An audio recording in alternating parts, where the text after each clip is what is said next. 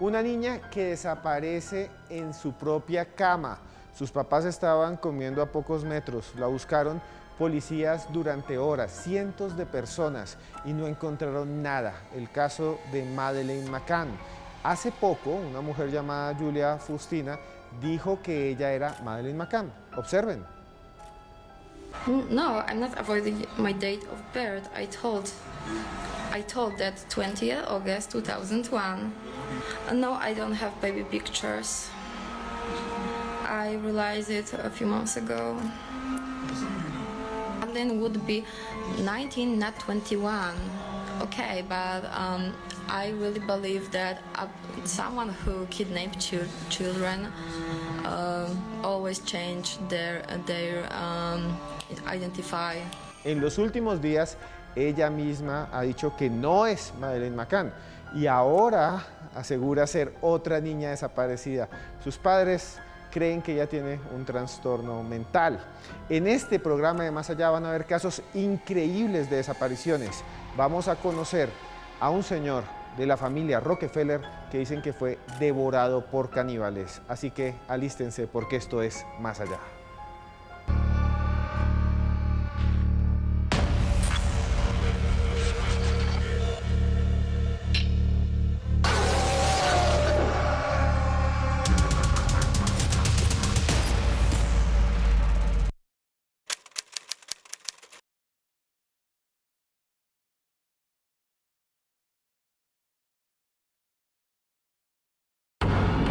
Edwin Olaya.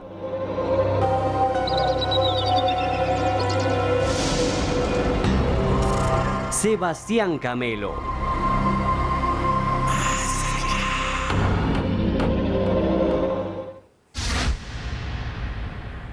Alguna vez hablaba con un amigo criminalista español sobre el caso de Madeleine McCann y de otras desapariciones. Me decía que es muy difícil para las familias cuando alguien desaparece, incluso más difícil que cuando alguien muere, porque no se lleva a cabo el ritual funerario, porque siempre se espera, siempre se imagina dónde está el desaparecido. Es un desastre. También ese mismo criminalista me decía, es increíble lo que pasó, desapareció en su propia cama, la buscaron todos los agentes, no solo de la policía portuguesa, sino de Scotland Yard, los mejores criminalistas de Inglaterra, y no encontraron un pelo.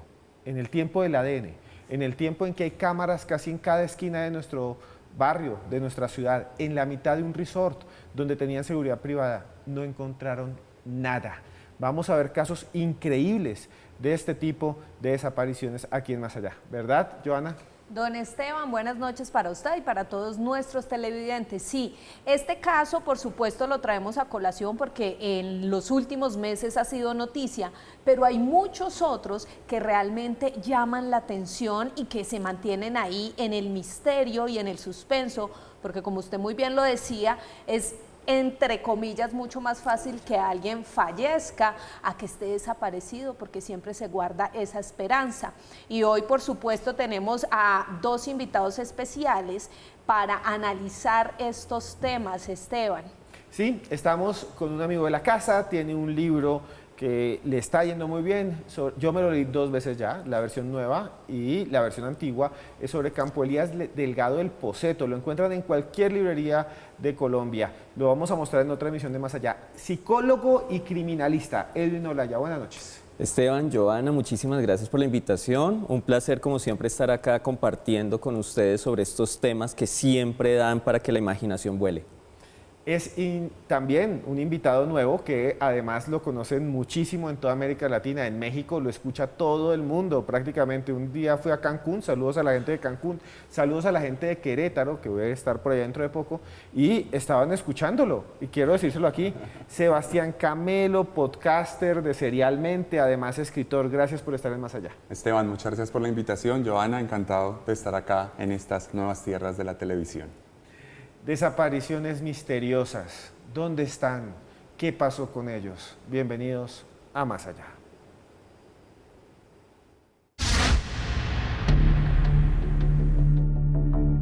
Personas que se esfuman de la nada, niños que se evaporan mientras duermen, misterios que se mantienen entre oscuros laberintos de conspiraciones y enigmas.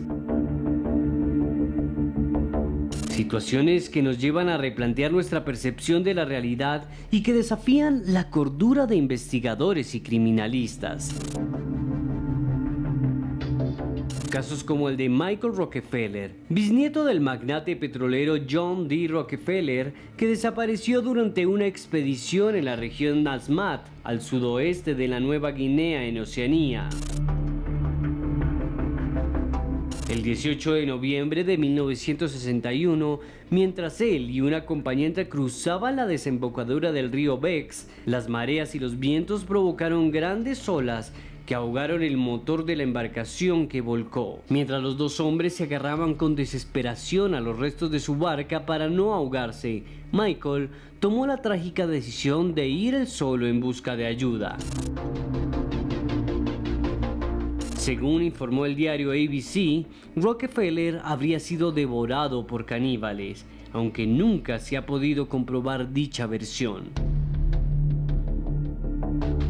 Historias trágicas que se han transformado en leyenda, llamando la atención de propios y extraños. En la actualidad, son muchos los casos de desaparecidos que se mantienen vigentes, como el caso de la pequeña Madeleine McCann, de quien no se sabe nada desde 2007 y de quien se especula puede seguir viva. Historias increíbles que analizaremos esta noche en Más Allá.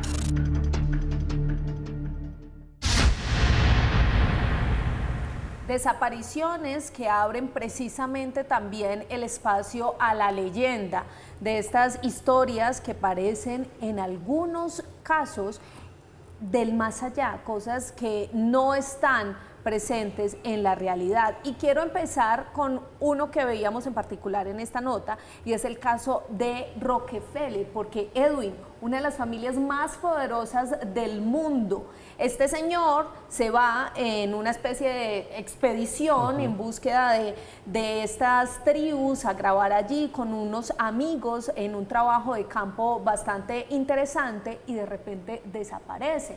La teoría es que supuestamente esas tribus caníbales pues lo asesinaron. Sin embargo, quedan también muchas otras hipótesis abiertas. ¿Qué decir de este caso? Creo que con este caso y con muchos de los que vamos a tratar esta noche, hay características del propio caso que lo hacen notable. Si no fuera Rockefeller, muy seguramente no sería tan interesante. Si no hubiera caníbales, tal vez no sería tan interesante. Si no evocara un poquito ese tufillo a Robinson Crusoe, no sería tan interesante. Creo que esos son los elementos los que permiten que esta historia sea notable sobre muchísimas otras, muy seguramente más importantes, más notorias, pero en este punto es el personaje y las circunstancias lo que permite a nivel psicológico que uno empiece a especular muchísimo. Pudo ser una conspiración, se ocultó de su familia, se lo comieron los caníbales, o como incluso se puede ver también en redes, se quedó viviendo con ellos. Entonces la especulación creo que es natural a este tipo de situaciones, porque los misterios parten de una premisa básica: no hay la suficiente información para cerrar la historia, por lo tanto de ahí en adelante lo que uno diga es totalmente válido, siempre y cuando, y lo hablábamos en otro programa, siempre y cuando sean sobre evidencias sólidas, ¿no? Porque la especulación sobre especulación siempre lleva a que los casos empiecen a distorsionar y realmente ahora, desde el punto de vista investigativo, sean más difíciles de llevar. Don Esteban, hablábamos nosotros también por fuera de micrófonos que estas historias, precisamente lo que decía Edwin, lo hemos dicho muchas veces, que también cogen trascendencia precisamente por los personajes, y ahí le quiero preguntar a Sebastián precisamente sobre eso. Porque si lo vemos de alguna manera, todos los días puede que en el mundo existan desapariciones, personas de las que no podemos saber nunca nada más en la historia y en ese transcurso. ¿Cómo analizar precisamente esas pérdidas? Yo creo que lo que tiene que ver ahí mucho es el perfil de la víctima en este caso. Hoy en día, con todas las redes sociales y todo lo que podemos ver, es más fácil viralizar casos que son, digamos, más comunes, por así decirlo. Lo hemos visto recientemente, incluso en nuestro país. Pero en ese momento era mucho menos común y lo que pasaba era que los casos virales eran los que tenían los medios de comunicación a su favor, en este caso la familia Rockefeller. Y como bien decía Edwin, hay una fascinación por una serie de factores que hay alrededor de la historia, los caníbales, el personaje en cuestión. Luego en la historia hay algunos factores que son un poco más plausibles, algunas teorías, digamos, de investigadores que dicen que él cayó en medio como de una reyerta entre las tribus y el hombre blanco, que no necesariamente fue canibalizado, pero como no son historias que cierran de una forma satisfactoria esta relatoría y estos cuentos que necesitamos en nuestro día a día, ahí es donde tenemos una serie de elementos que nos permiten ir hacia esa fantasía, que como no podemos comprobar cierta o no, esa fantasía se nos vuelve un relato generalizado y ese relato generalizado es lo que la hace tan interesante. Por eso luego vemos los 3 cráneos, luego no sabemos si fue canibalizado, si vivió con ellos, aunque todo indica que simplemente murió en medio de una reyerta, no queremos saber cuál fue la verdad en ese sentido por mucho que digamos que sí. Y eso es lo que yo quería preguntar un momentico a Edwin, y es esto, realmente no sabemos qué pasó, no tenemos ni idea. Y si bien sí existen en estas islas gente antropófaga, y si bien este señor Rockefeller era etnógrafo, era una persona que ya había viajado varias veces al lugar, ya había estado con ellos, si bien todo esto ha sucedido, no tenemos certeza. Fue una nota de prensa que sugirió en su momento, hombre, no apareció porque se lo deben haber comido, pero no hay mayores pruebas de eso. El misterio está en que no volvió a aparecer, es que no sabemos dónde está. Y como dicen en internet, hay gente que dice, fui a Papúa y entre las tribus vive un anciano blanco. Y el anciano blanco dice que no quiere hablar con nadie porque, esto es de los años 90, porque ya debe haber muerto, porque él no quiere volver a Nueva York. Entonces todo el mundo dijeron, es Rockefeller. ¿Puede de alguna manera estas teorías tener algo de verdad? ¿Ser canibalizado, quedarse en una tribu, era un antropólogo o usted qué piensa? En el mundo de las posibilidades infinitas cualquier opción es válida y puede ser verdad. El tema es cómo se corroboran esas hipótesis que al final de cuentas son, se lo comieron, se quedó viviendo allá, en fin. El punto, que era lo que decías ahora, que me parece más importante es cómo preferimos cualquier escenario hipotético extraño al mero hecho de decir, se murió. ¿Se ahogó? Creo que no es fácil. Se ahogó porque además el naufragio ocurrió bastante lejos de la playa. Entonces, hombre, ¿no sería más fácil para nosotros, para darle ese cierre a la historia, decir se murió? No, no es más fácil. Nuestro cerebro prefiere especular y encontrar la minucia y a partir de esa minucia construir toda una historia maravillosa que le dé a un hecho natural y cotidiano un significado mucho más profundo. Bueno, viendo este caso histórico, ahora nos vamos nada más y nada menos que con Madeleine McCann. Observen esta nota. La desaparición de Madeleine McCann es uno de los misterios más sorprendentes del siglo XXI. Madeleine se encontraba de vacaciones con sus padres, Kate y Gary McCann, sus hermanos mellizos de 2 años de edad y un grupo de amigos de la familia en una playa de Algarve, Portugal. Sus padres dejaron a los 3 niños durmiendo a las 20:30 en el apartamento ubicado en la planta baja mientras se fueron a cenar con amigos a un restaurante localizado a 50 metros de distancia. Los padres vigilaron a los niños cada 20 a 30 minutos a lo largo de la noche, hasta que a las 22 horas, la madre de Madeleine descubrió que la niña estaba desaparecida. Aunque la policía buscó incesantemente a la menor, el caso se archivó en junio de 2008 debido a la falta de pruebas.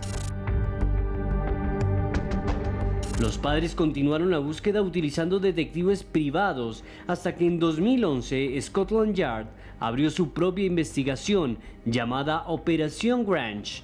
Su principal oficial anunció que estaban tratando la desaparición como un acto criminal por un desconocido.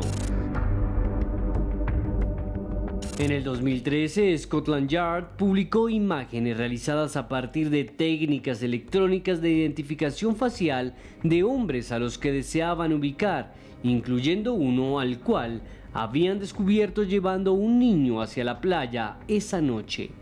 A pesar de ello, el paradero de Madeleine sigue siendo un misterio. ¿Qué pudo pasar con la pequeña? ¿Cómo puede alguien desaparecer de su propia cama? Lo analizamos aquí, en Más Allá.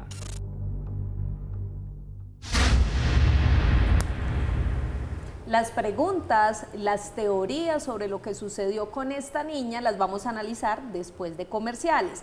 Mientras tanto, les recomiendo este libro, se llama Una breve historia de la vida en la Tierra, de Editorial Urano. Nosotros ya regresamos y ustedes mientras tanto escriban con nuestro numeral de hoy.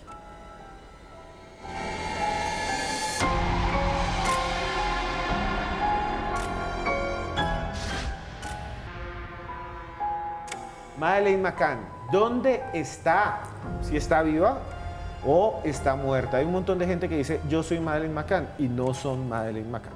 Y hay un montón de gente que dice, yo vi cuando se la llevaron. Lo cierto es que no sabemos mucho de qué sucedió en mayo del 2007 en Portugal. Sucedió en un resort con familias alrededor, con vigilancia privada.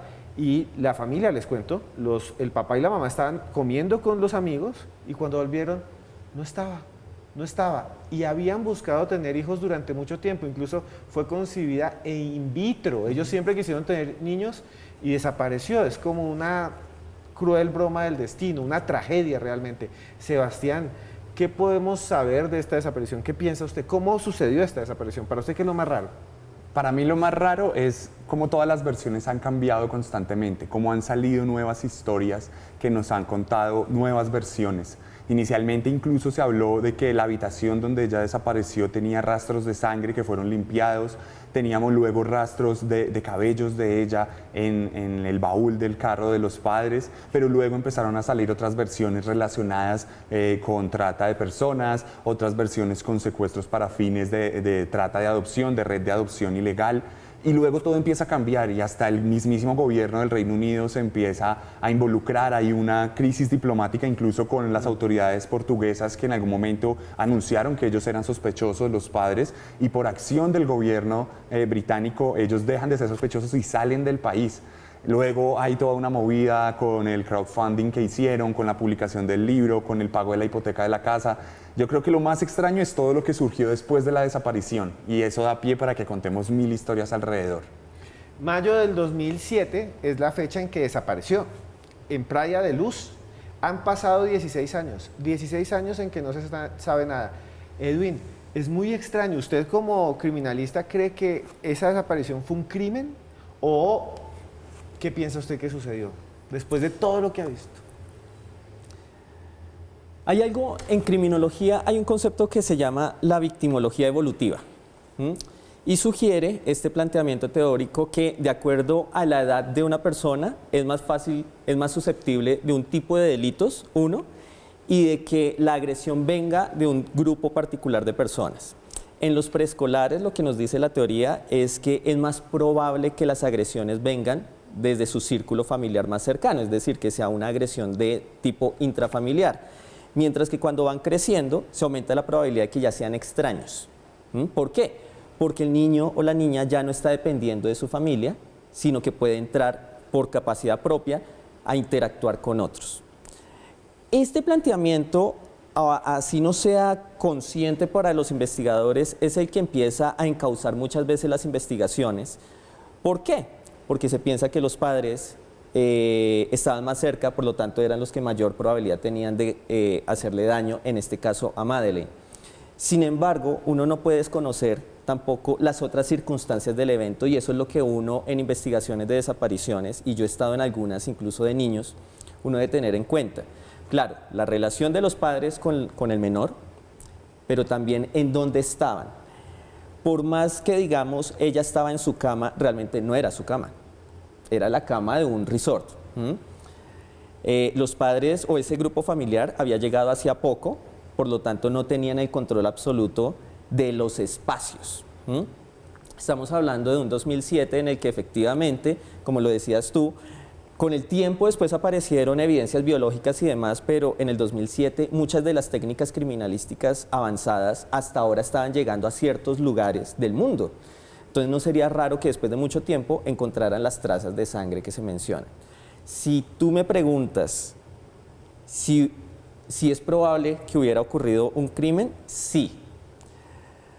no tanto por lo que se sabe del caso, sino por lo que la literatura nos dice además, y no estoy hablando de los padres. La edad de Madeleine la hace un potencial objetivo para un delincuente sexual, lo cual explicaría además por qué el cuerpo nunca apareció. ¿Y por qué el cuerpo no apareció? Porque la agresión tuvo que ser de alguien que conocía el lugar, por eso nadie lo vio, aunque después se aparecieron relatos y retratos y demás, pero para mí la familia realmente no tuvo nada que ver. Obviamente lo estoy diciendo con la información disponible, pero aceptando y abrazando realmente lo que la ciencia en el tema de desaparición, secuestro, rapto y abuso de menores nos dice. Pero Edwin, a mí sí me causa bastante curiosidad una cosa y es, listo, supongamos que a la niña la raptaron, la asesinaron, y que era una época en la que, como usted decía, no había tanta tecnología como la hay ahora para lograr tener algún rastro de lo que pasó con esa niña. ¿Es tan difícil lograr dar con esas líneas para poder resolver ese caso? Sí. Sí, una investigación de desaparición no es tan fácil como la muestran en televisión, es muy compleja.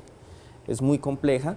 En este caso se descarta una de las hipótesis que hay que empezar a manejar y es que sea una desaparición voluntaria. Obviamente Madeleine no dijo, me cansé de mi familia, me voy ahí les dejo. No, no sucedió eso. Ya hay que pensar que fue una desaparición impuesta, obligada, delictiva, por cierto, pero pensemos también en las circunstancias, ¿sí? Hay muchos adultos, por ejemplo, se me acaba de ocurrir algo, es que encontraron cabellos, lo que tú mencionabas, Sebastián, es que encontraron cabellos en el baúl del carro de los papás. Ustedes se han pensado cuánta evidencia biológica hay en sus casas, debajo de la mesa, debajo de una silla, y eso no significa que, es decir, el manejo de las evidencias es tan complejo que no necesariamente la ubicación de unos rastros sugieren o indican necesariamente que se cometió un delito. Todo esto para decir que la investigación criminalística es insuficiente cuando no se tiene realmente la lectura completa del contexto. Y en este caso se centró tanto la investigación, y acá en Colombia ha pasado eso, se centra tanto la investigación en las familias que cuando se dan cuenta que no fueron las familias, ya se perdió la evidencia para llegar al extraño que secuestró o raptó al menor. Yo quiero hacer una pregunta rápida a Sebastián. Sebastián ha trabajado muchísimo con casos de asesinos en serie, seriales. Y hubo una especulación que la hizo la misma policía portuguesa y Scotland Yard, que era que seguramente pudo haber sido víctima de un asesino serial, y algunas personas incluso llegaron a decir que debió haber sido o un empleado del hotel o un vacacionista que estaba en ese lugar y que incluso debió haber estado, no lo digo yo, lo dice la policía portuguesa, debió haber incluso ayudado y colaborado, y tenían la lista de todos los que habían entrevistado el día de la desaparición porque decía, aquí debe estar. ¿Usted qué piensa, ya que usted ha visto tantos casos de asesinos seriales? Yo creo que es una posibilidad. Dentro de lo mismo que dice Edwin, creo que eso de hecho complementa lo que dice Edwin. Si es un delito, digamos, de orden sexual, indudablemente tiene también el componente serial. Y la forma en que desaparece y el poco rastro que deja, creo que nos da para pensar que es una persona que no lo ha hecho por primera vez, que lo ha hecho muchas veces, que tiene la experiencia. También, digamos, el hecho de que no salga en ninguna cámara y demás da pie para saber que esta persona conoce el entorno, y ese conocimiento del entorno le permite moverse pues como pez en el agua. Entonces yo creo que es una posibilidad absolutamente tangible, y en complemento con lo que dice Edwin, creo que si es como dice Edwin, que las autoridades se centran primero en algo que resulta no ser, pues le da todo el pie para que este asesino serial pueda salir sin rastro alguno. Es más, hubo algo que salió después a medios, y es que el mismo día que desapareció Madeleine, a propósito de lo que dice Sebastián, se encontró el cuerpo de un individuo, se suicidó, y cuando empezaron a investigar quién era este individuo, resulta que era alguien que ya estaba siendo investigado por la desaparición de una niña de 5 años atrás. Son las historias que uno puede empezar a construir a partir de los datos que van surgiendo. Pero a veces creo que nos pegamos tanto a el asesino es el esposo, fue la familia y cosas así, que dejamos de ver el panorama completo. Claro, cada detalle abre una nueva posibilidad. Pero yo quiero que también hablemos un poco de todas estas mujeres que se han hecho pasar por Madeleine McCann, porque alrededor de estos 16 años ha aparecido una en Italia, otra en Estados Unidos, incluso en redes sociales, personajes que han dicho, yo soy esa niña porque tengo un rasgo característico, porque miren mi ojo, que es una de las cosas que más identifican a esta niña. Y la última fue Julia Wendell, la que veíamos al inicio de este programa, y ahí quiero preguntarle a Edwin, o mejor, pedirle que nos describa un poquito esa personalidad de esa niña, porque sale diciendo que ella ha sido víctima de abuso, que no tiene ninguna evidencia de que su familia sea su familia. Sale la familia a decir, oiga, resulta que esta chica tiene problemas psicológicos, además es medicada, se ha apartado de la familia desde hace algunos años, y ya aparece la niña otra vez a decir, no, resulta que yo no soy. ¿Qué características tiene esta chica Julia Wendell? Bueno, lo primero es que no podría referirme específicamente a ella porque digamos que desde mi ciencia, la psicología, sería irresponsable lanzar un diagnóstico sin una evaluación adecuada. Pero sí podría decirte, Joana, que por lo que yo he visto en muchos casos, hay un grupo de personas que abierta, deliberada y sin vergüenza dicen yo soy esa persona. ¿Y qué es lo que buscan? Un beneficio económico, material o incluso psicológico, pero es un beneficio descarado. Por otro lado, están los que efectivamente sí pueden presentar alguna alteración mental, algún trastorno mental, una especie de trastorno disociativo, como en este caso que los propios padres dicen no, ella está medicada, ella tiene su dificultad, tiene su problema, y que ella misma dice no, no soy Madeleine, pero soy otra. Desafortunadamente, en este tipo de casos que son mediáticos, lo que tú decías, y que en esta época se viralizan sobre todo con las redes sociales, esa mediatización de los casos hace que aparezcan este tipo de personas que o bien busquen un beneficio o bien quieran por esa vía expresar de alguna manera la patología que tienen, ¿sí? El problema es para los investigadores tener que aterrizar cuáles sí, cuáles no, cuáles son probables y cuáles definitivamente no son. Y hay muchas cosas más. Yo tengo una pregunta para Sebastián Camelo, pero se las voy a hacer después de comerciales. Tienen que estar pendientes. Si les gusta este programa, denos like en YouTube ya mismo. Estamos ahora los lunes a las 10 de la noche, siempre en estreno. Lunes 10 de la noche por el canal 107 de Claro o 1007. Les dejo este libro que se llama Desastres Naturales. Es un libro que nos envía John de Planeta de Libros. Desastres Naturales en América Latina, de June Caroline Elric. Dicen que es buenísimo. Se lo voy a regalar aquí al señor Edwin Olaya por venir. Y tenemos este de Víctor Lozada, muy rápido acá, una novela del sello Calista Editores que se llama El Último Nómada. Este se lo regalo aquí al señor Sebastián Camelo. Se les quiere, ya volvemos a Más Allá.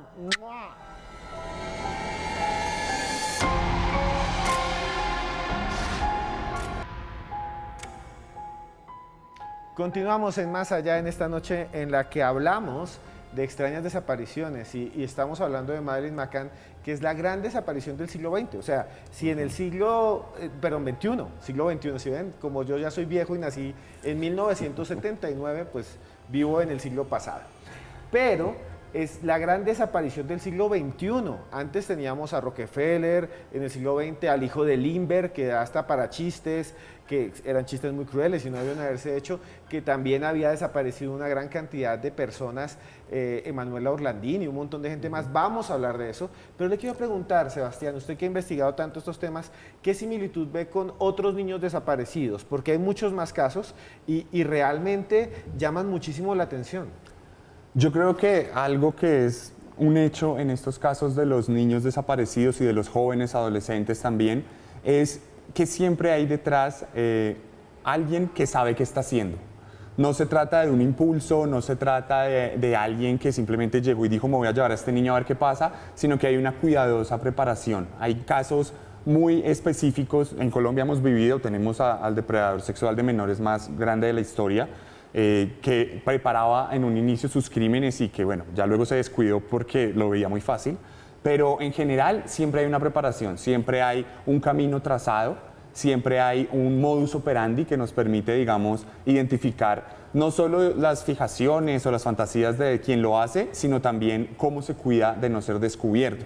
Pienso mucho en un caso, aunque es un poco distinto, pero me recuerda mucho este tema, el de David Ray Parker, que era un depredador junto a su esposa, raptaban jovencitas y las encerraban durante meses en su tráiler donde tenía una serie de elementos de tortura y él las soltaba, no a todas las asesinaba, sino que a muchas las soltaba después de drogarlas mucho tiempo para borrarles la memoria y que no fuera descubierto.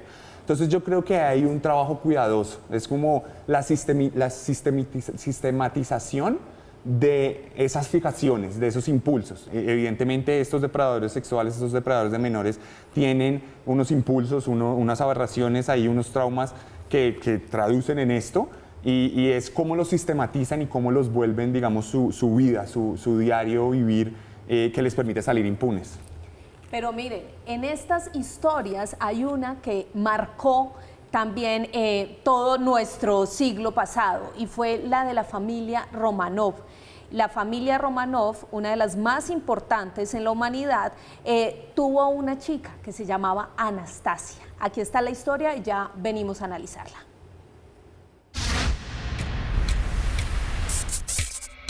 Si existe un caso sorprendente es el de Anastasia, la princesa perdida que mantuvo en vilo a la humanidad durante décadas.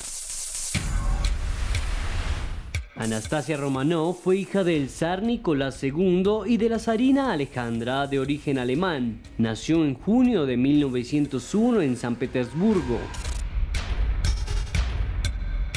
Durante la Revolución Rusa de 1917, la familia real fue obligada a dejar el poder y a peregrinar durante un año a escondites reducidos y deprimentes en manos de los revolucionarios.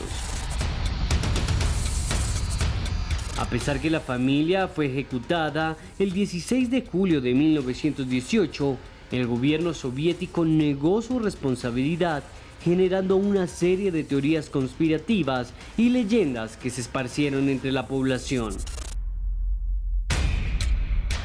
El mito dice que Anastasia Romanov fue la única sobreviviente de la violenta matanza, ya que su cuerpo y el de su hermano menor no estaban cuando fueron hallados los demás. Incluso en distintos momentos, varias mujeres se presentaron diciendo ser la princesa que había logrado escapar de sus verdugos. La más famosa fue Anna Anderson, una mujer que estaba internada en un psiquiátrico de Berlín. Especulaciones que dieron pie a películas como Anastasia de Walt Disney de 1997. Abuela, soy yo, Anastasia. En 2007 se descubrió una fosa en Ekaterimburgo que contenía los restos de 2 personas. Los restos fueron identificados como el de Anastasia y su hermano Alexei gracias a una prueba de ADN. Aún así, son muchos los misterios que rodean la muerte de los Romanov. ¿Por qué el secreto de la matanza de los soviéticos? En Más Allá, el misterio está servido. Una historia que podría incluso haber cambiado el rumbo de la humanidad, de esa gran Rusia. Sebastián, dentro de todo esto se va formando una leyenda y es también, por lo que ya habíamos dicho, la persona de la que estamos hablando, ¿no? El personaje tan importante. ¿Por qué esta historia marca precisamente unos cambios interesantes en la humanidad y por qué se convierte en una leyenda? Yo creo que en este caso hay algo particular que resalta la importancia a diferencia de los otros casos, y es que acá estamos hablando de un entramado político. Estamos hablando de una revolución tan importante como fue la revolución bolchevique en 1917, que nos llevó a un nuevo modo de ver el mundo y de trabajar la economía, la sociedad, la política a nivel mundial. Nos llevó a la Guerra Fría, nos llevó a un montón de cosas. Y Anastasia y la figura de su supuesta supervivencia era ese pequeño hito que nos iba a marcar una leyenda de que todavía había descendencia viva de la familia Romanov. Eso nos podía llevar a una serie de necesidades de leyendas dentro de esta historia para que, digamos, el público disidente, la sociedad disidente de los comunistas pudiera decir que no eran legítimos. Bien sabemos que todo fue a raíz de una guerra civil, terminaron por las armas en el poder, Pero detrás de eso y de todo lo que sabemos que tiene que ver con, con la forma en que es legítimo un gobierno y la forma en que eran legítimos los Romanov porque eran descendientes y demás, bueno, todo esto es la monarquía que sabemos, ella se convierte en ese hito, ella se convierte en esa excusa, en ese pequeño puntico que le quita legitimidad a todo un régimen y que luego da la necesidad de que el mismo régimen, hay leyendas, bueno, todo esto en misiones secretas, supuestamente los soldados soviéticos siguieron buscándola y había agentes secretos en búsqueda de ella, nunca lo reconocieron porque no querían que se reconociera que había duda, y esa duda es lo que le quita legitimidad. Entonces, aquí la necesidad no es tanto de nosotros como personas que queremos y necesitamos historias como lo decíamos ahorita, sino que además hay un interés político fundamental, y ese interés político, detrás de una desaparición, hay todo un entramado de una sociedad, de un país, uno de los países más importantes del siglo XX.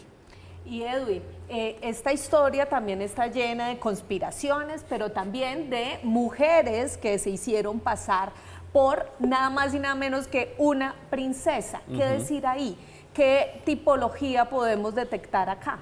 Pues mira, acá volvemos al tema y de hecho en la nota lo mencionaban, Anna Anderson tenía una alteración mental, tenía un problema psicológico y de hecho para aquellos que digan, no, de pronto sí era, no, igual a ella se le hizo muestreo de ADN y no tenía nada en su sangre relacionado con la familia Romanov.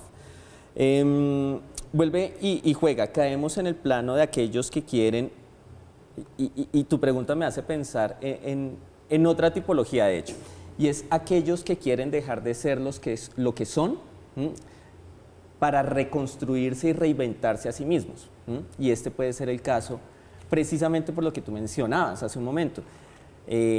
Impostar a Anastasia no significaba sencillamente el reconocimiento y ya, sino que implicaba todo un poder sobre un territorio, sobre una cantidad de personas y demás. Había intereses políticos, económicos y demás. Entonces no era cualquier persona. Claro, uno también podría especular en cuanto al deseo cultural, de esa idea un poco romántica de ser la princesa y demás. Claro, también podría estar ahí. Pero ciertamente la ventaja de la ciencia es que nos dice cuando las cosas son ciertas y cuando no. Hay una cosa antes de irnos a comerciales y presentar estos libros que me impresiona de esta historia. Los descendientes de los últimos zares rusos, los que podían decirle a los directores del Partido Comunista Soviético, son ilegítimos, devuélvanos el imperio. Eran Anastasia, Alexei, y decían que Anastasia estaba perdida, la princesa perdida. Y dicen que cuando los fueron a ejecutar, les decía acá, y los sacaron de la cabaña, les dijeron, nos vamos de viaje, los engañaron, todos se colocaron, las chicas en la ropa, se cosieron las joyas que guardaban, y entonces cuando la fusilaron, las balas rebotaron contra los diamantes, contra el oro, y tuvieron después que apuñalarlos, ¿no? Sí. Es muy triste esa historia. Bueno, ahora los dejo con este libro rápidamente de Mariana Mazzucato, está muy de moda esta señora, esta economista, nos lo envía John de Planeta de Libros y se llama El Estado Emprendedor, El Estado Emprendedor. Y este otro que se llama El Galeno, nos lo envía la señorita Estefanía, vea, yo antes la nombraba en Penguin y ahora está en Calixta, muy buena editorial, Calixta Editores, aquí está El Galeno. Se les quiere, ya nos vemos en Más Allá.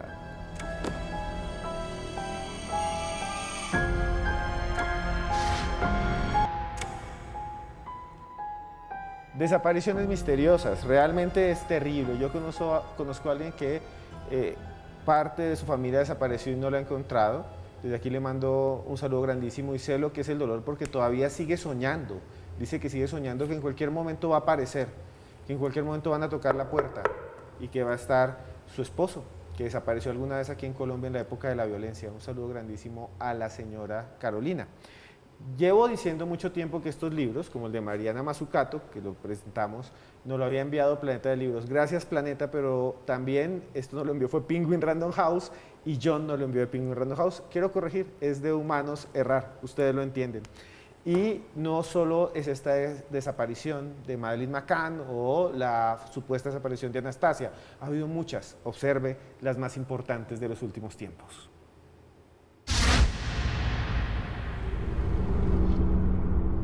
Aunque parezca sorprendente, son muchas las desapariciones misteriosas que suceden en pleno siglo XXI, como la extraña desaparición de Francisco Albavera Trejo, que ha desconcertado a las autoridades de la Ciudad de México.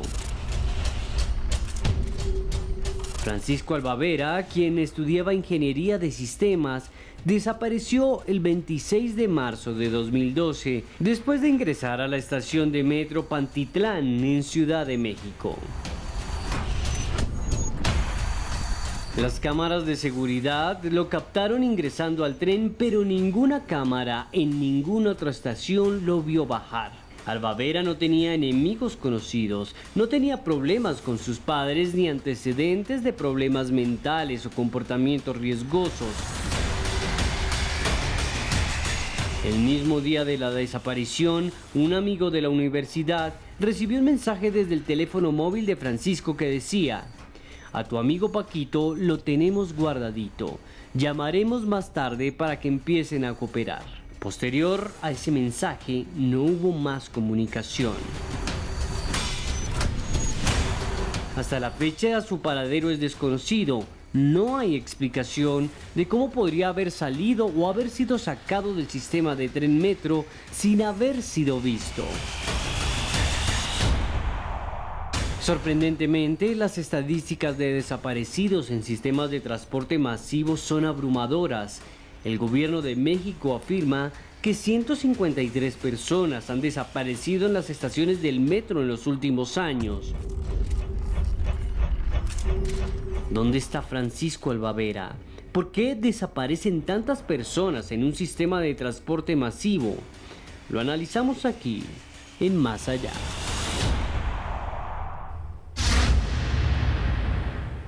Este caso a mí realmente me pone un poco loca, porque yo digo, ¿cómo así que alguien se pierde en un sistema de transporte público? Pero no solo eso, las estadísticas plantean que este no ha sido el único que se ha perdido, sino que es una gran cantidad de personas que justo allí, en ese transporte público, pues parece que no dejaran rastro. Eso por un lado. Y por otro lado, de este caso también me causa mucha curiosidad, Sebastián, el hecho del mensaje que fue enviado horas después de que nada se sabía de este chico Francisco. ¿Cómo podemos analizar esta situación? México es un país que está lleno de historias macabras. Las historias que hemos contado de México son historias que siempre involucran un nivel de maldad increíblemente alto. Y además historias en el metro, por ejemplo, que vendían tamales con carne humana en el metro y demás. Y esto de que hubiera más de 150 personas que desaparecen de un sistema masivo a plena luz del día, con cámaras y demás, es escalofriante porque además refleja una inacción de las autoridades. Y este caso particularmente tiene una inacción muy fuerte. Este mensaje, todo indica al principio que es un secuestro extorsivo, pero no hay seguimiento. Tampoco hubo un aviso a las autoridades por parte del amigo. El amigo recibe el mensaje y no le cuenta a nadie, sino como hasta la noche le dice a la mamá. Entonces la mamá, cuando empieza a hacer todo este tema de buscar la desaparición, no recibe ningún tipo de ayuda de las autoridades. Va a donde las autoridades y ellos le incentivan para que deje investigar. Creen que no se trata de algo grave, incluso dicen que seguramente se fue por voluntad propia, que se alejó. Y al final termina siendo la policía la que le pregunta a la mamá, disculpe señora, ¿Francisco apareció? O sea, no hay una investigación, y esto aunado a los datos y a las cifras escalofriantes nos da para pensar que es como un círculo vicioso, ¿no? Hay un círculo ahí que construye una realidad muy oscura alrededor de todas estas posibilidades de desaparecer, de ser víctima de un crimen, pero además un crimen que no tiene sentido, porque si al final estuviera siendo víctima de un secuestro hubiera habido un seguimiento, por qué se conectó a este amigo y no a la familia, por qué no a una pareja, a la mamá, al papá. Siempre hay esa duda y nunca hubo una autoridad competente para buscar la solución a esta duda. Y sí, Edwin, de este caso, usted como criminólogo, ¿qué análisis puede hacer? Porque pues es cierto lo que nos decía Sebastián, y es como parece que las autoridades pues no tuvieran la capacidad para investigar y finalmente deciden dejar el tema hasta ahí. ¿Qué podemos analizar de este caso? Bueno, yo acá efectivamente, como tú me lo dices, como criminólogo, quiero hacer un pequeño llamado. La mamá de Francisco, en un documental que está en redes, decía que la desaparición de su hijo le implicó una doble pesadilla. La primera, la desaparición de su hijo, y la segunda, lo que tú mencionabas, la inacción de las autoridades que implicó una revictimización.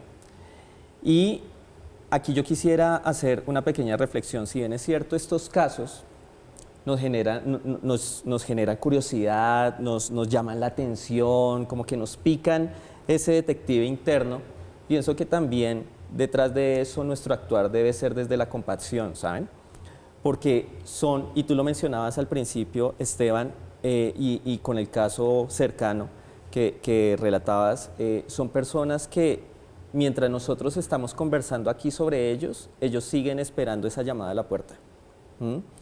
Entonces, claro, creo que hay un punto en el que tenemos que equilibrar esa curiosidad, en algunos el morbo, desafortunadamente, con disponernos también a apoyar a estas personas, sobre todo cuando es claro que en México, Chile, Argentina, Brasil, Colombia y en todos lados, lo que menos esperamos de manera eficiente es una respuesta de las instituciones, pero quedamos nosotros como sociedad. Llegamos al final otra vez de Más Allá. Yo quiero simplemente decirle a Joana, gracias, y tiene usted un libro en la mano que lo escribió Edwin Olaya, y vean, es buenísimo, se llama El Poseto. Sí, si lo pueden enfocar, ese libro realmente a mí me cambió la vida, lo leí hace mucho tiempo, y bueno, lo pueden conseguir en cualquier librería del país. Sebastián, muchas gracias por estar. ¿Cuál sería su conclusión de nuestro programa el día de hoy? Su conclusión.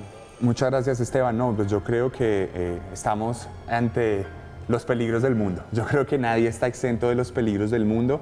Yo creo que hay que conocer estas historias, muy bien como dijo Edwin, no con morbo, sino por la necesidad de saber que hay maldad allá afuera y que hay que tener cuidado con la maldad. Bueno, Edwin, muchas gracias por estar aquí en Más Allá. Lo felicito por la edición de su libro El Poseto. Aprendí muchísimo. Usted es mi maestro. Gracias. Gracias y mil gracias. No, a ti, Esteban, muchísimas gracias. Joana, gracias por este espacio, realmente por compartir, y efectivamente ese es un libro reeditado, con adiciones, con cambios, escrito especialmente para ustedes, para traer un poco de realidad, un poco más sensata de aquellos hechos que han marcado nuestra historia. Pero cuéntenos un poquito, yo quiero que él nos sí, cuente un poquito, porque de una. muchas personas no pueden saber. Ok, ¿Quién es Poseto? el caso de Poseto fue una masacre que ocurrió en diciembre de 1986, murieron 28 personas, fueron 3 escenas diferentes y el actor fue un hombre ya madurito que además de muchos problemas psicológicos con su familia y demás, había estado en la guerra de Vietnam y un buen día decidió emprender una oleada de muerte que marcó la historia de Colombia, que marcó la historia de Bogotá, y que detrás de cada uno de sus acciones hay unos símbolos, hay unos mensajes, y eso es lo que trato de plasmar en el libro, esa narración de este individuo, de su vida, de sus problemas, en cada una de las muertes que lleva a cabo. Bueno, muchas gracias. ¿Cuáles son sus redes sociales rápidamente? Olaya M, todos bienvenidos y gracias por seguirnos.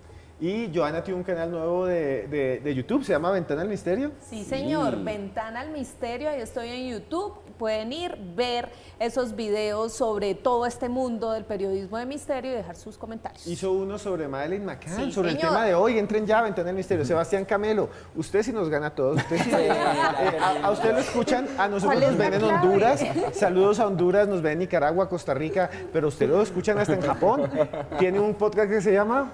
Serialmente, lo pueden encontrar así como Serialmente en Spotify y en YouTube. Tenemos todas las semanas un capítulo sobre un asesino serial. Y también me encuentran en redes sociales, @elarracadas. Ahí tenemos contenido diario sobre True Crime. Bueno, se les quiere mucho. Nos vemos dentro de 8 días aquí en Más Allá. ¡Mua!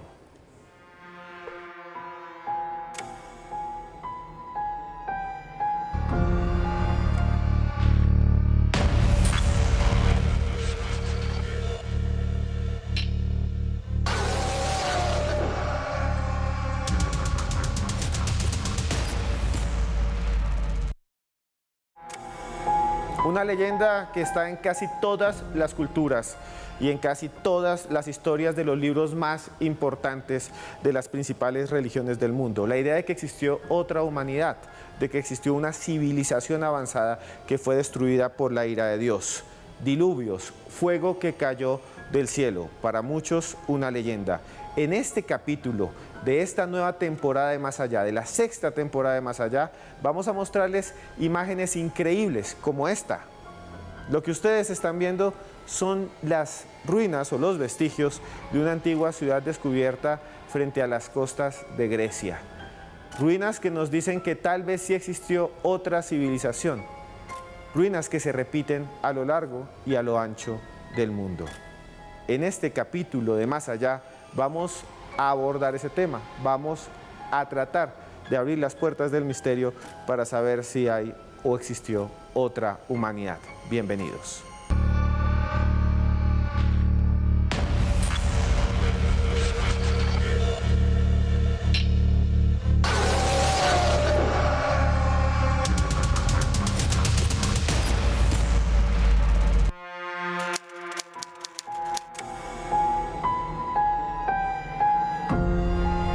Juan Jesús Vallejo. Néstor Armando Alzate.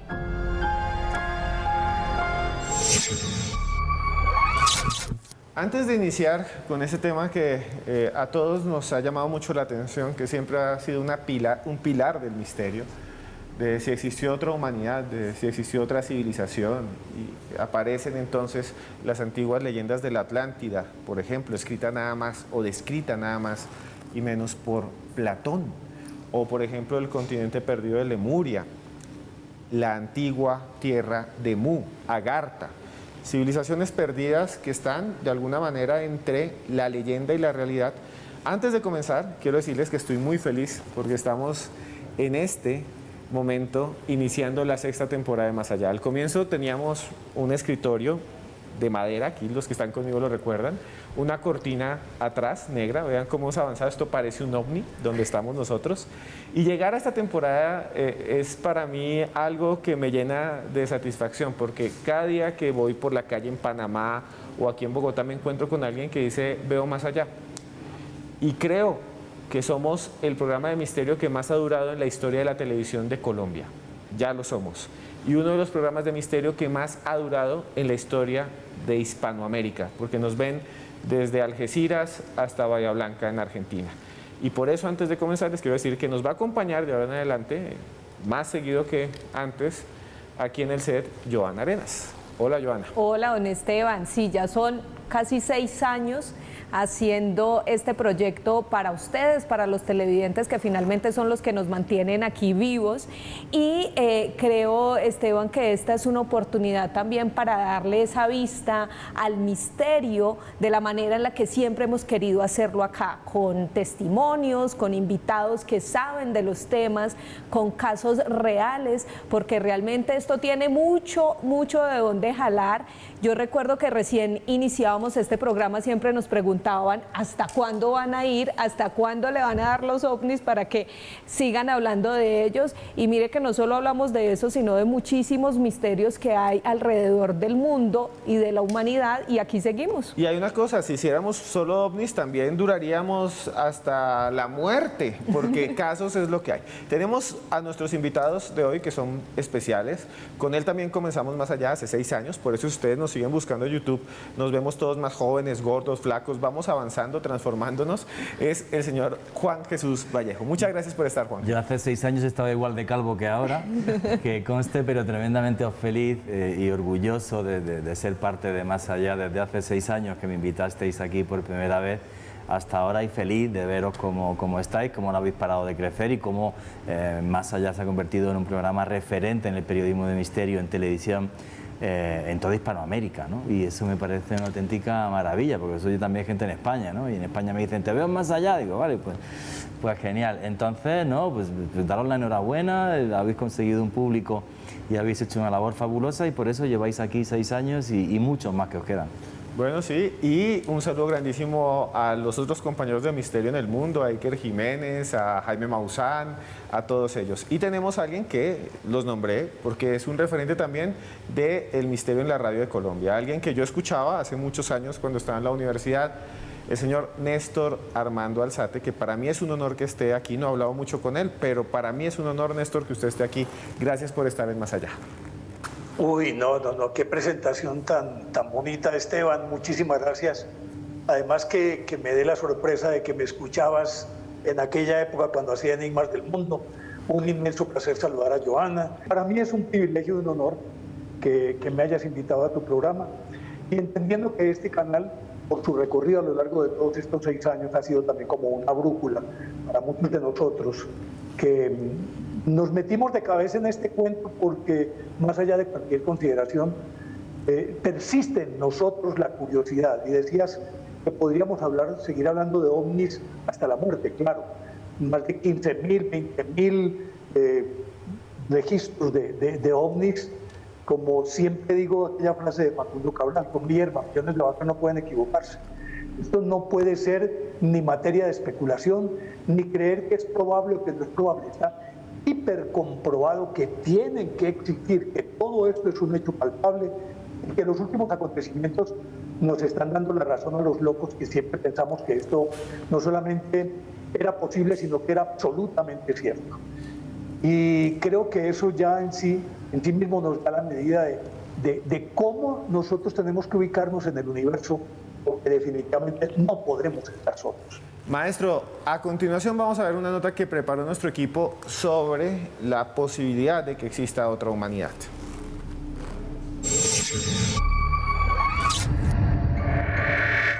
La Tierra tiene unos 4.500 millones de años y nuestra civilización industrial ha durado unos 300 años. ¿Existe la posibilidad de que otra civilización habitase nuestro planeta? Creemos ser los únicos seres inteligentes, los únicos capaces de crear ciudades y tecnología, aunque extrañas construcciones parecen desafiar toda lógica. Estructuras gigantescas y ciclópeas, como las asombrosas formaciones que yacen frente a las costas de Yonaguni, Japón, descubiertas por el submarinista japonés Kihachiro Aratake en 1985. Su forma es similar a los zigurats de Mesopotamia. Sus supuestos constructores pertenecerían a una civilización mucho más sofisticada que las conocidas de la antigüedad, formadas después del cuarto milenio antes de Cristo. Una civilización perdida que nos recuerda las antiguas historias de la Atlántida, Lemuria y el continente perdido de Mu. Nombres que nos remiten a una antigua edad de oro perdida entre las mareas del tiempo. Una teoría que parece coincidir con la creencia de que un diluvio universal destruyó todo a su paso. ¿Existió una civilización tecnológicamente avanzada antes de la nuestra? ¿El diluvio es tan solo una leyenda o hay algo más?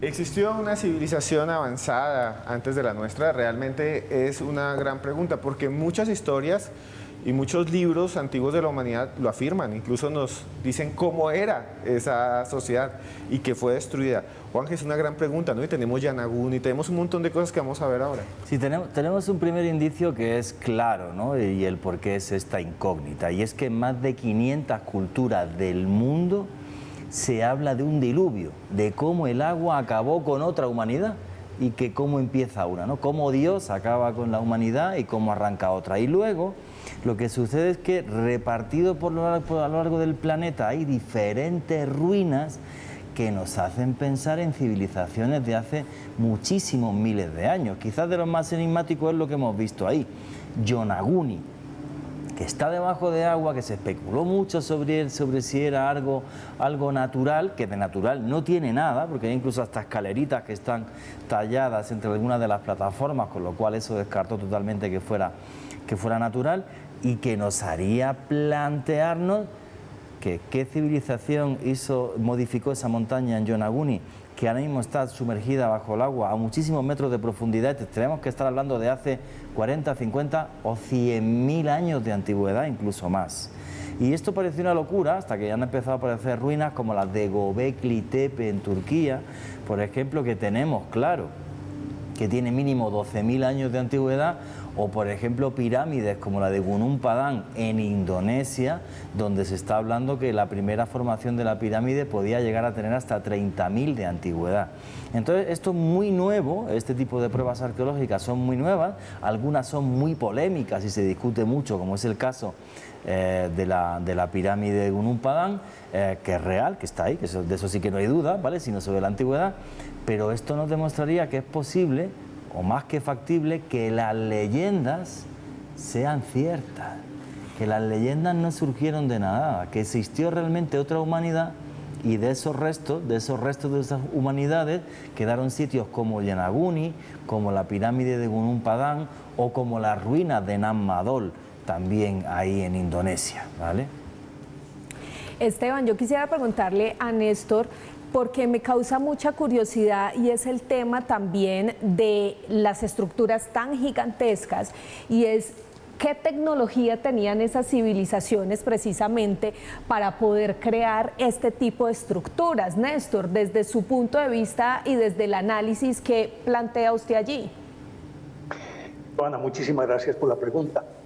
Mientras escuchaba a Juan y escuchaba a Esteban, recordaba no solamente Gunung Padang, sino que hay una civilización que a mí me sacude cada vez que hurgo un poquito sobre ella, y es la de Mohenjo-Daro o Mohenjo-Daro en el delta de Pakistán, que a juzgar por lo dicho por Carbono 14 y otras mediciones, tiene 45.000 años, que está construida en damero, es decir, con perfectas cuadrículas de manzanas, que tenía agua, pues acueducto y alcantarillado y agua corriente y agua caliente en segundos y terceros pisos, que sus habitantes podrían parecer como si estuvieran vestidos de cachaco, que entre otras cosas todo el área está, la arena y parte de las piedras están vitrificadas como si hubieran sido sometidas a una explosión de una bomba atómica.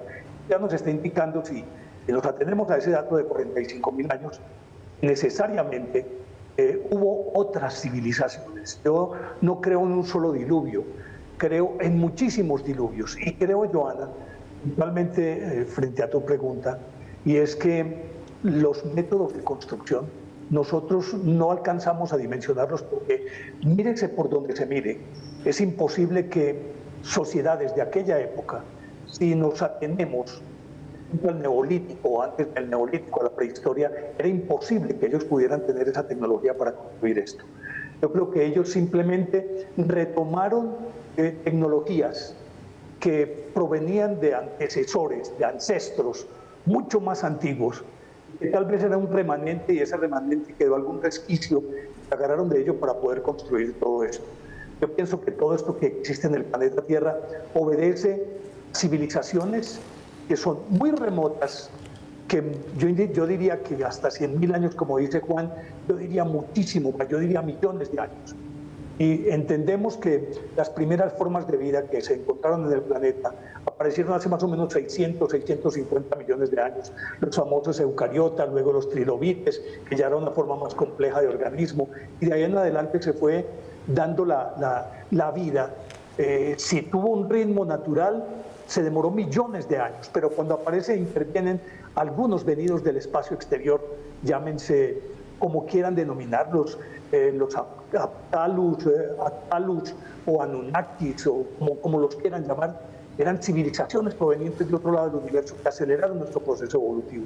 Pero sigo pensando que hubo muchas sociedades que tal vez con esta cadena cíclica de extinciones desaparecía una y llegaba otra. Entre tanto, el remanente que quedaba ya de supervivencia simplemente trataba de sobrevivir y de retomar aquellos pequeños conocimientos que les habían dejado como herencia para empezar a construir de nuevo, pero echaban mano de lo que ya tenían. A mí me parece que uno mirar la gigantesca ciudad de Tiahuanaco, es imposible que lo hubieran hecho simple y llanamente unos seres relativamente primitivos. Néstor, maestro, ya volvemos después de comerciales porque vamos a hablar más de esto, que es la posibilidad de que existían otras civilizaciones antes de la nuestra.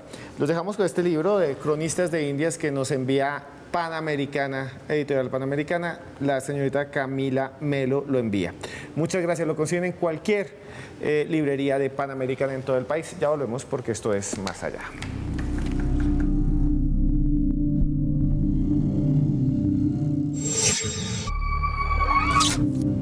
Continuamos en Más Allá, en esta noche en la que hablamos del diluvio o los diluvios y de la posibilidad de que existan otras civilizaciones o que han existido otras civilizaciones antes de la nuestra. Observen estas imágenes y esta nota que hemos preparado que realmente a uno lo pone a pensar y pónganle cuidado a cada una de las cosas que se van a decir allí, porque para mí esto es asombroso.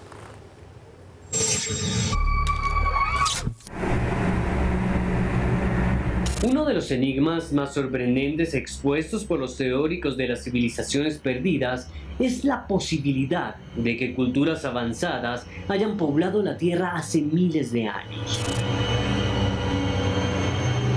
Una civilización madre cuyas huellas habrían sido destruidas con el transcurrir de los siglos. Algunos investigadores se apoyan en extrañas piezas arqueológicas como la lista de Akbal o lista de reyes y sabios de Uruk, que fueron descubiertas en 1960 por arqueólogos alemanes en un antiguo templo de las ruinas de Uruk, ubicada en la actual Irak.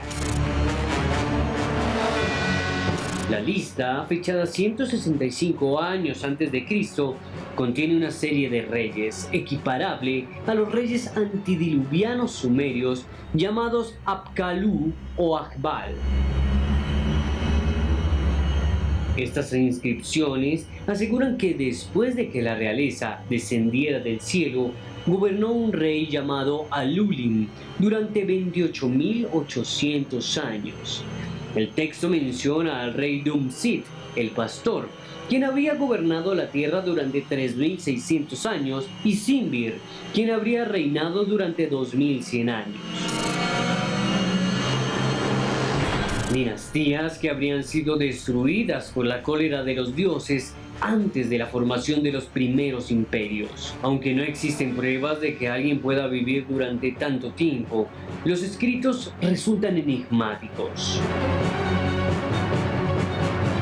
¿Qué extraños misterios resguarda la lista de Akbal? ¿Leyenda o realidad? Lo analizamos aquí, en Más Allá.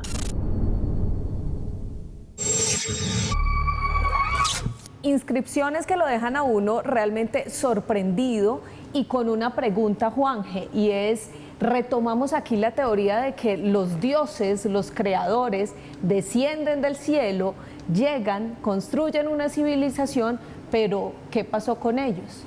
No, es más inquietante que esto, porque si fueran los Apkallu, que eran 7, venían del fondo del mar, estos venían del fondo del mar, y gobiernan o aconsejan a reyes sumerios, ¿vale? Y es curioso por las cifras, ¿no? 2.000 y pico años, 3.000 y pico años gobernando otro rey.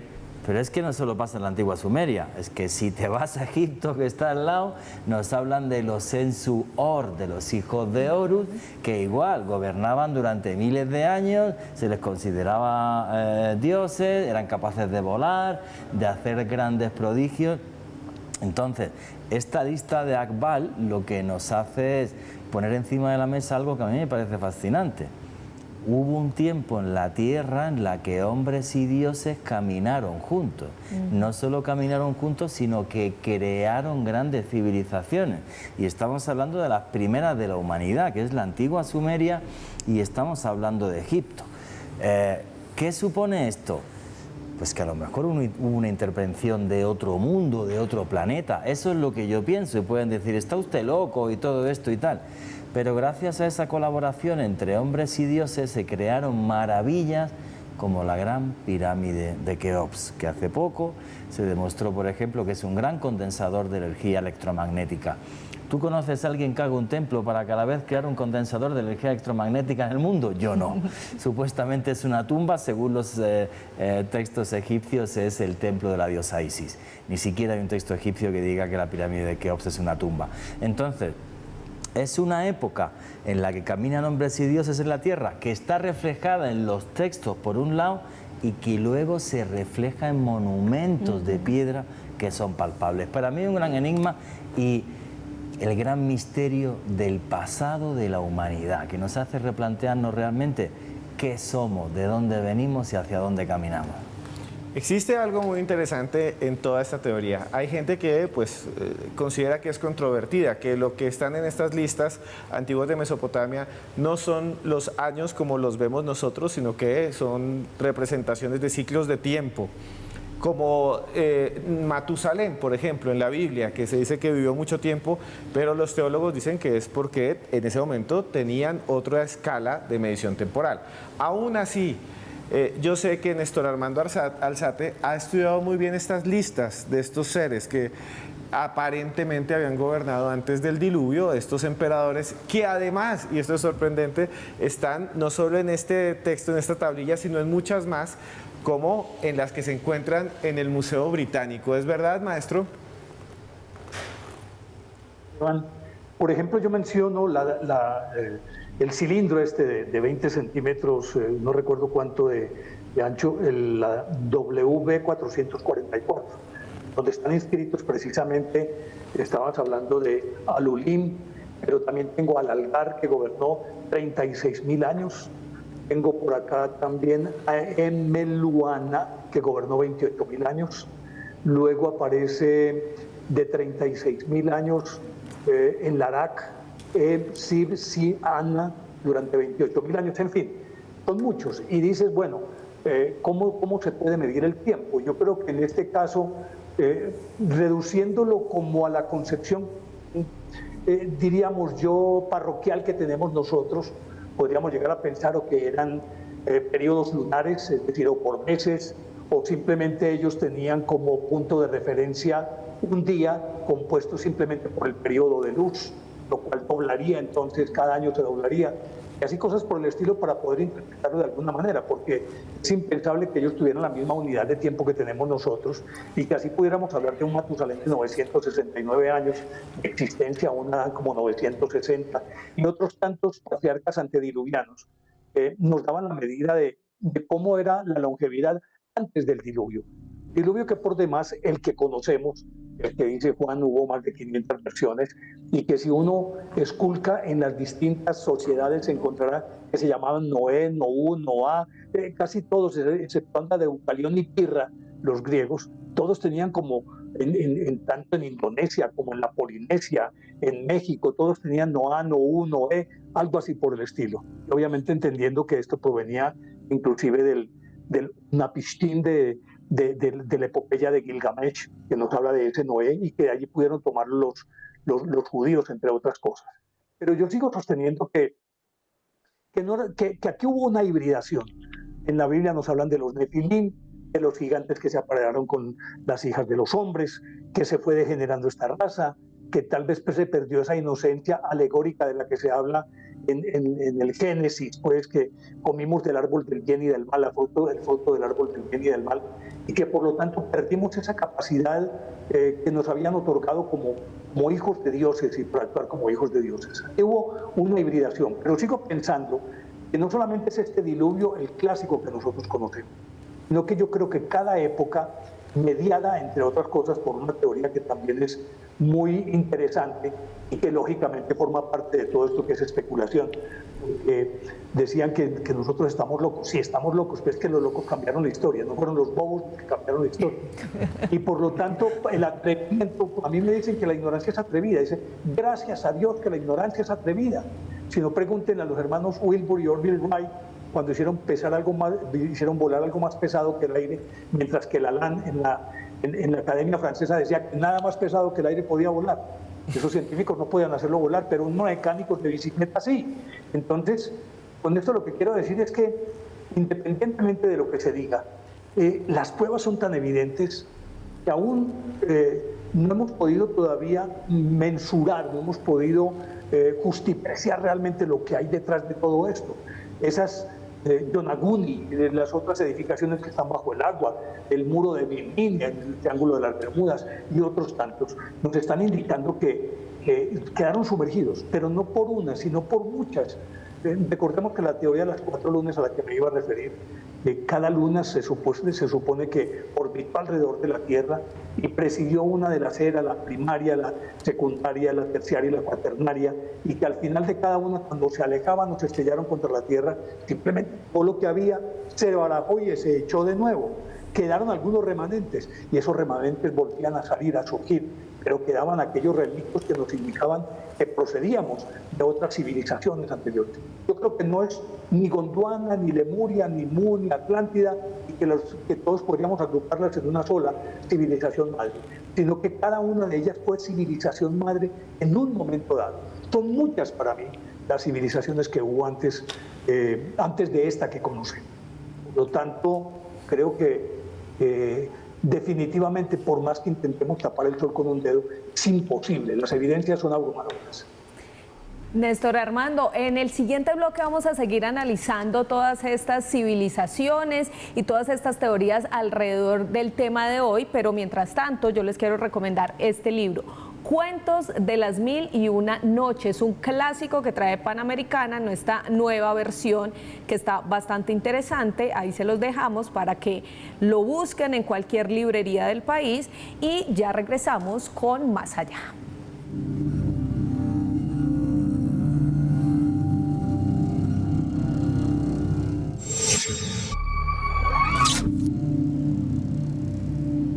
¿Existe o existió otra humanidad? Porque algunos todavía dicen que existen pruebas de que hay seres humanos en el fondo del mar o en el agua. Otros dicen que huyeron hacia las regiones del centro de la Tierra, la teoría de los intraterrenos, que tiene gran cantidad de leyendas.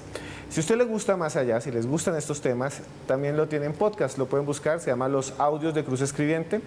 Lo buscan ahí en YouTube, escriben Los Audios de Cruz Escribiente, ahí lo pueden seguir. A mí también me pueden seguir y preguntarme lo que quieran por redes sociales como @cruzescribiente.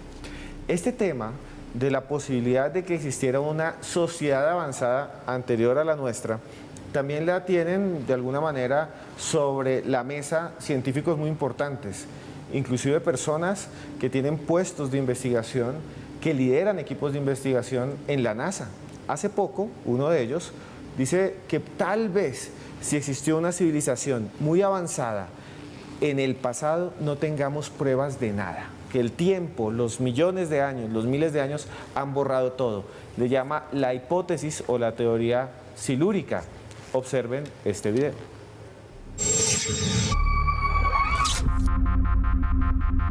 Los teóricos de las civilizaciones perdidas especulan con la posibilidad de que una cultura compleja haya habitado milenios antes de que egipcios y mesopotámicos habitaran la Tierra. Científicos como Gaman Smith, director del Instituto Goddard de Estudios Espaciales de la NASA, y Adam Frank, profesores de astrofísica en la Universidad de Rochester, han planteado la llamada hipótesis silúrica. Los científicos se basan en el estudio de un fenómeno conocido como máximo térmico del Paleoceno-Eoceno, un brusco cambio climático que marcó el fin del Paleoceno y el inicio del Eoceno hace 56 millones de años. Si en verdad hubiera existido esa civilización extinta, sería muy difícil encontrar vestigios de su existencia. La mayoría de los fósiles que se encuentran datan de miles o de cientos de miles de años, no de millones. Sería difícil encontrar una civilización industrial que vivió solo 100.000 años, que habría sido 500 veces más de lo que lleva nuestra civilización industrial, aseguran los investigadores. Se trata de una teoría sin sustento que ha llamado la atención de millones de personas alrededor del mundo y que muchos consideran posible. ¿Puede tener razón la hipótesis silúrica? ¿Puede existir otra civilización cuyos vestigios fueron borrados por el tiempo? Lo analizamos aquí, en Más Allá.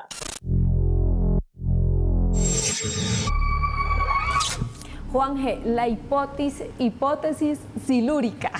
Eso hasta suena un poco enredado de decir. Sí, ¿Qué opina Juanje de esto? ¿Cree que es verdad, un experimento? ¿Qué podemos decir de esto? Esto fue por parte de estos científicos, digamos, una forma de crear un experimento sociológico, ¿no? O sea, de repente, ¿qué pasaría si la ciencia nos dijera que existió otra humanidad o no, ¿no? Hace millones de años. Lo hicieron en reflexión a que estamos en un momento en el que la ciencia llama antropoceno, la era del hombre. Hemos sido capaces de modificar la Tierra y de hacer algo tan bestia con el planeta que ahora no lo podemos hasta cargar. Y realmente de lo que hemos hecho nosotros en una civilización industrial en prácticamente 2000 años, quedarían restos hasta a lo mejor dentro de 20, 30 millones de años, 40 millones de años, ¿vale? Lo último que quedaría, esto es chistoso, es el plástico bajo el agua del océano. Eso puede llegar a durar hasta 60 millones de años. Pero bueno, es que hace 60 millones de años estaban los dinosaurios. Si hubiera habido una civilización industrial tan bestia como la nuestra, ¿vale?, que fuera capaz de modificar el planeta, bueno, pues es posible que hubieran quedado algún tipo de restos o demás. Pero si fue una civilización más sensata que la nuestra, con un grupo de población más reducido y que llegó a tener una industria que no tiene por qué ser como la nuestra, que la nuestra no es la única del universo que tiene que ser así, no sabemos qué habría pasado.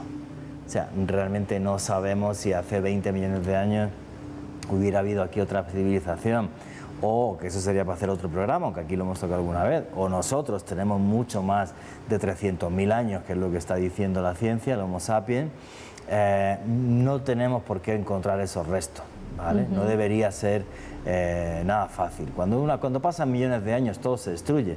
Nosotros hemos creado una cosa que es muy fastidiada de destruir, que es el plástico, ¿vale? Pero no tienes por qué basar tu civilización en plástico, ni mucho menos. Entonces, bueno, es una hipótesis que estos señores soltaron para hacer una reflexión social, ¿vale? Y luego le dijeron a la gente que era para esto, para esa reflexión social y bueno, yo creo que eran dos científicos que se aburrieron y crearon esta vaina para de repente tener notoriedad. Te lo digo así de sencillo. Estaban de creativos. Sí, porque no fue una cosa sin más injundia, ¿vale? Claro, y lo que dice ahí que es muy interesante para preguntarle a Néstor es esa idea, ¿no?, que también ha puesto sobre la mesa Juanje, y es si existió otra humanidad o si existió otra civilización no humana, porque también pudo haber habido, la vida en la Tierra tiene millones de años, pues tal vez no quede nada que encontrar, tal vez no quede nada que hallar. No tenemos ni idea. ¿Qué piensa Néstor Armando sobre esto? Fueron muchas civilizaciones madres que por etapas en la historia de la humanidad estuvieron ahí y no dejaron morir la vida. Y no dejaron morir la inteligencia, sino que la hibridaron y la sostuvieron y fueron decantándola y llevándola de etapa en etapa. Yo sigo pensando que esto es cíclico. La nuestra se acaba y vendrá otra, hasta que el planeta sea quemado por el sol dentro de 5.000 o 6.000 millones de años. Obviamente, si nosotros no hacemos como las anteriores y acabamos con esto simplemente hundiendo un botón, el botón rojo, y detonemos bombas atómicas que acabe con todo esto. Lo que pienso yo, pues, frente a eso. Bueno, les recomendamos este libro, es nada más y nada menos que El maravilloso Mago de Oz. El Mago de Oz, si ustedes vieron las películas, hay musicales, es un libro realmente apasionante. Nos lo envía Pan American Editorial, gracias a Camila Melo. Esteban, y hoy estamos con el numeral Civilización Más Allá, para que todos estén ahí conectados, escribiendo sus opiniones acerca de este tema que estamos debatiendo con nuestros dos invitados. Y quiero darle un saludo a Cecilia Álvarez, que siempre está conectada con nosotros. Nos dice que está desde Lima, que esta vez está ahí de paseo y nos puede ver. A Mónica Hernández, a Juan Esteban Millán, también está por aquí Ramón Duarte, Vidal Arturo, que también está todo el tiempo ahí conectado con nosotros. Así que sigan tuiteando, enviando sus mensajes, sus preguntas y sus opiniones acerca de este tema, y nosotros ya regresamos en Más Allá.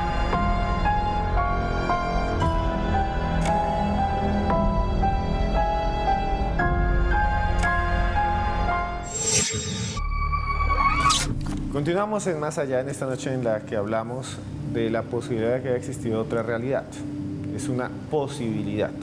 Y aquí abrimos la puerta del misterio y para eso estamos también con Joana, que tiene una información importante.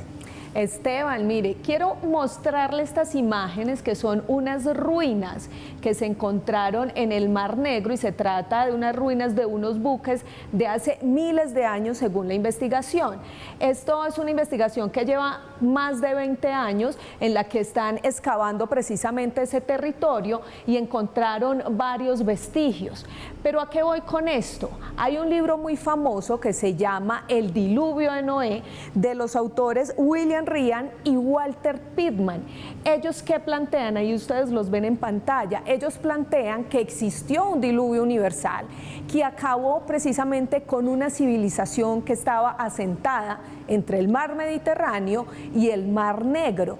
Pero ellos dicen que esta agua no venía de una lluvia, como se plantea en la Biblia, sino que se trataba de una invasión, o mejor, un deshielo que hubo, y que lo que pasó fue que precisamente el lago de agua dulce que había allí, pues fue abrumado por ese deshielo. El mar subió muchísimo sus niveles y con tanta potencia que incluso llegan a pensar que fue 200 veces más fuerte esa fuerza del agua que la de las cataratas del Niágara.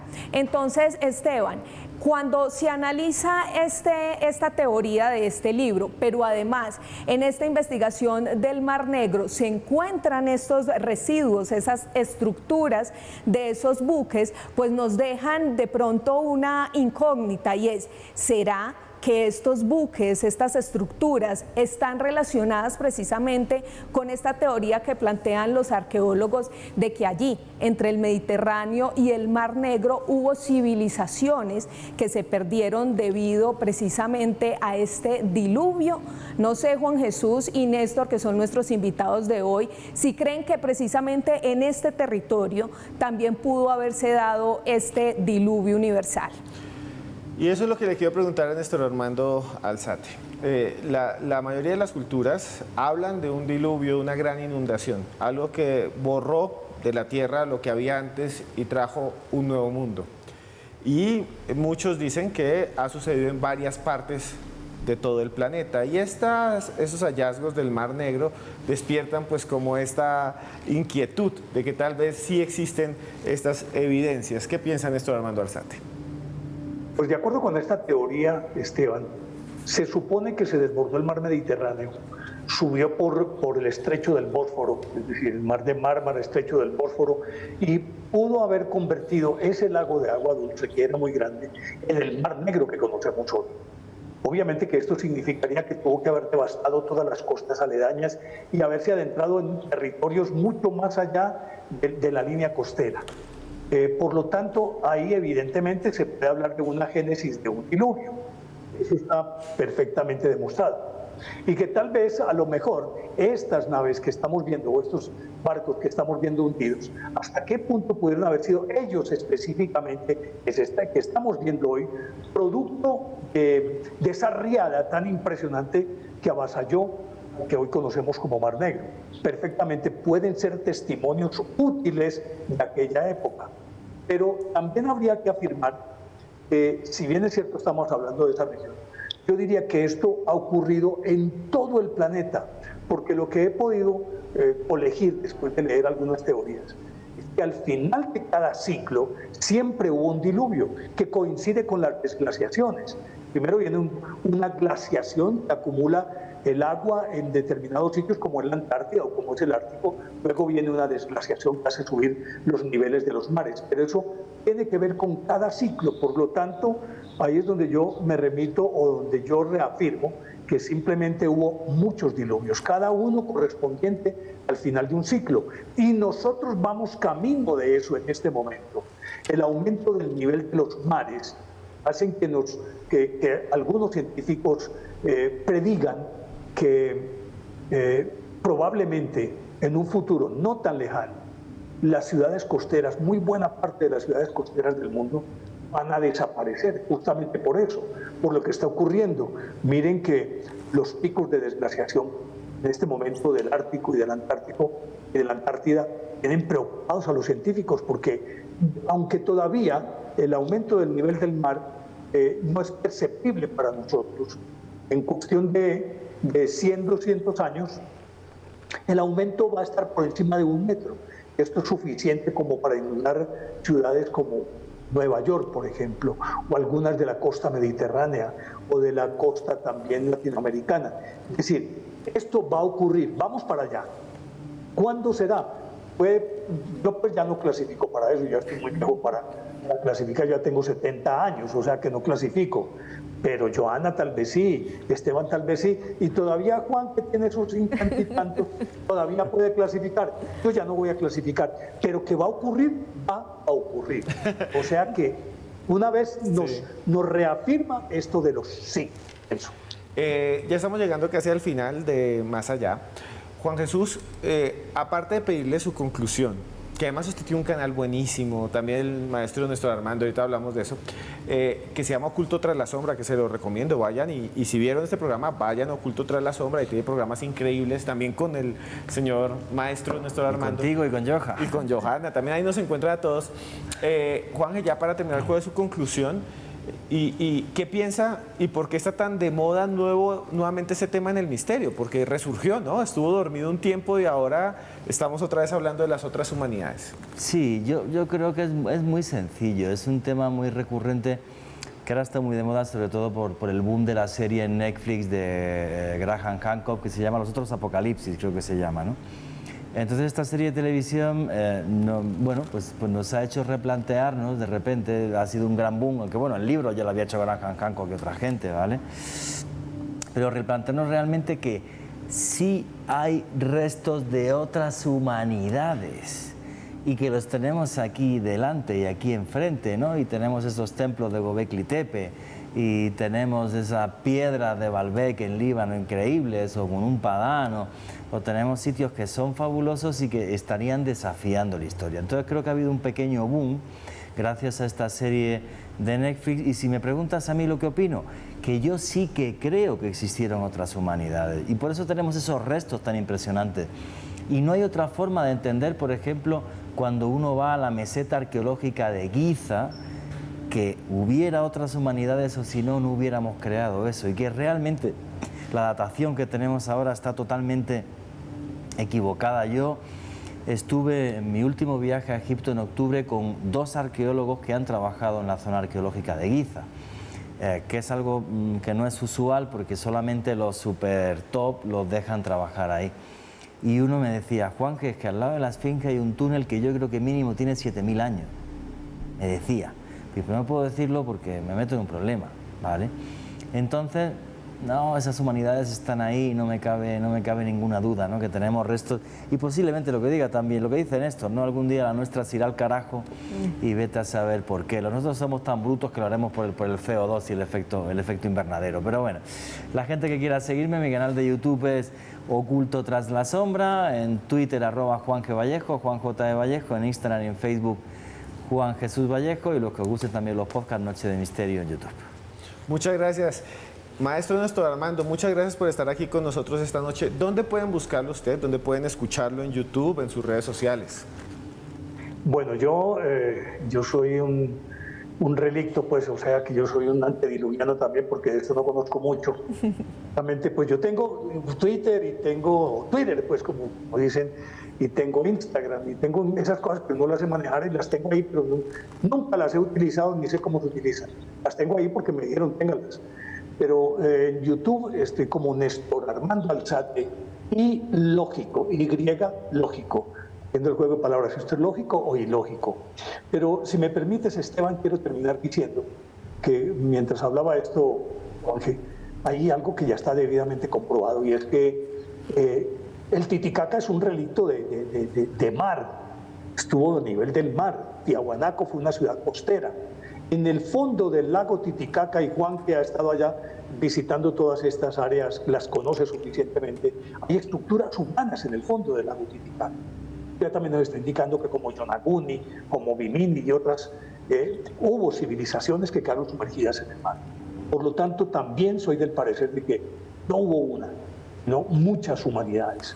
Cíclicamente se han destruido para dar lugar a otros. Es el proceso natural en el universo de todo lo que existe en el universo, que no se extingue, sino que, como dicen de la energía, que no se destruye, sino que se transforma. Entonces sigo pensando también, fueron muchas humanidades y tenemos que seguir investigando. Y ahora que me dicen de Netflix, yo no conocía la serie de otros apocalipsis, porque me dijiste, sí he leído obras de Graham Hancock, pero no conocía esta serie, me voy a ir a devorármela. Voy a ir a devorármela porque no tengo ni idea de qué se trata. Y repito, mi canal es Néstor Armando Alzate y Lógico en YouTube. Y quiero terminar diciendo, Esteban, gracias infinitas por esta invitación. Es un honor, es un privilegio que me hayas traído a tu canal. Joana, gracias por tu deferencia. Y a Juanje, como siempre, mi abrazo de amigo entrañable. A ustedes muchísimas gracias por la invitación. Muchas gracias, maestro. Y bueno, Joana, muchas gracias. Hoy estuvimos aquí y seguirá usted aquí en Más Allá. Bueno, ¿qué piensa usted ya para terminar? Esteban, este tema con semejantes invitados que tuvimos hoy realmente nos deja muchas incógnitas y me voy con la teoría de Néstor, y es que quizás hubo muchas civilizaciones y muchos diluvios en muchas partes de nuestro territorio. Entonces me quedo con eso y invito a todos nuestros seguidores a que no solo nos vean por nuestro canal 107 de Claro, sino también a quienes están por fuera, a que se conecten a nuestro canal de YouTube, canal Red Más Televisión. Ahí pueden ver todos nuestros capítulos de las temporadas anteriores e iniciando aquí con esta nueva temporada del 2023. Al final solo quiero decirles una cosa, que me lleva de alguna manera a recordar cuando yo estaba estudiando antropología en la Universidad Nacional y fui al Amazonas y conocí varios grupos indígenas y hablé con muchos taitas, muchos líderes, y les pedía que me contaran la historia de sus pueblos y ellos la narraban, y alguno me dijo que el Amazonas antes se había inundado y que se había inundado tanto que todos los animales se habían muerto y que solo había sobrevivido una serpiente, un reptil, y que se había comido los ojos de todos los animales gigantes que habían antes, y que desde entonces se había ido a las estrellas y que allá brillaba por las noches y la veían como una luz que cruzaba el cielo. Le llaman la boitatá o la boigazú. Hoy en día, si no le dijéramos que es una serpiente que brilla sobre el cielo, diríamos que es un ovni. El misterio se mezcla uno con otro. No sé si existió otra humanidad. No puedo decir tampoco que existió otra humanidad, pero lo que sí puedo decir es que tenemos que tener la mente abierta, y eso hacemos aquí en Más Allá. Nos vemos dentro de 8 días y recuerden que por más lejos que andemos siempre habrá un más allá.